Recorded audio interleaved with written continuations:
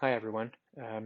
This video hopefully will serve as a bit of a highlight to the three various options that the Finance Committee has come forward with to deal with the deficit that we may be experiencing based on the reduced number of hours from the ministry.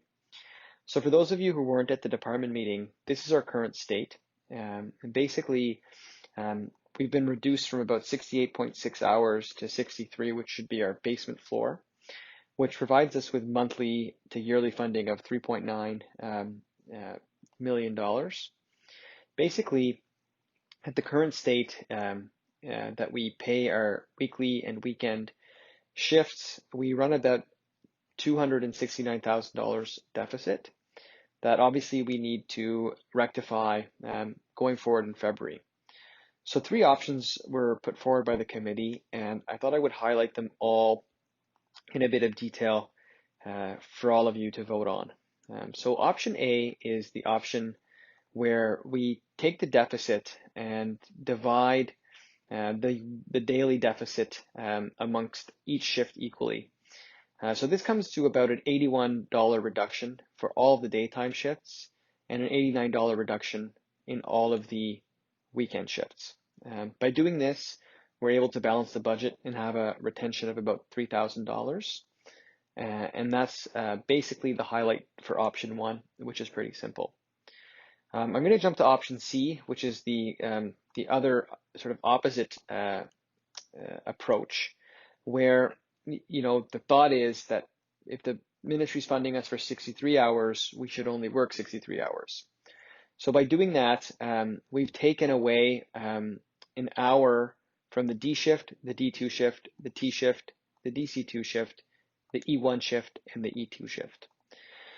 This puts us at exactly the number of hours we're funded for, and we keep the pay rates basically the same, but work an hour less. Now, although this might seem like a bit of an appealing option to balance the budget, there's other unintended consequences that happen when we reduce hours to keep in mind. Which includes, a bit of, work-life balance where we're working a lot harder, less colleague coverage, and there's the risk of longer wait times, effect on patient care, and the inability to scale back up quickly should we have busier days. Feel free to pause your screens to get a better idea of exactly what's happening here.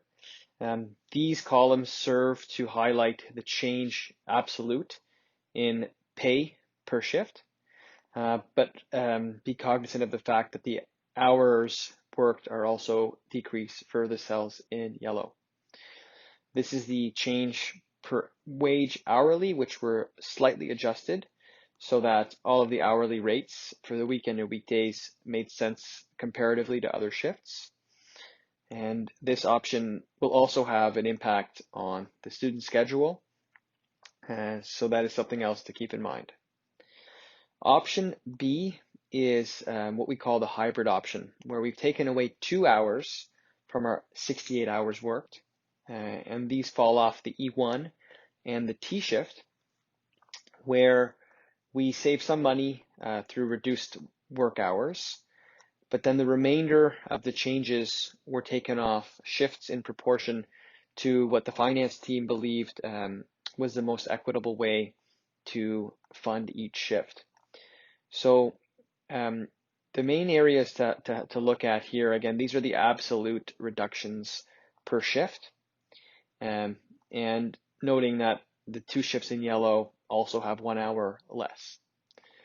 The idea behind this is that we still maintain, a little bit more coverage to support our colleagues, to help our numbers grow, to reduce our left without being seen, and increase, patient care, but also redistribute the decrease in shift, equitably among the different types of shifts. So these two columns highlight the decrease per hour compared to the baseline in shifts. And the shifts that had a greater decrease were the E3 shift, which was often paid quite a lot more than the night shift, and the DC2 shift, which we felt was arguably a less heavy shift where if it was busy, you were also making a lot more third-party and fee-for-service billings. And if it was quiet, it was a lighter shift compared to the T and the E1, which are similar shifts. So this 66-hour model with a relative decrease amongst other shifts where the night shift was not touched also helps us to balance the books with a retained earning of $3,800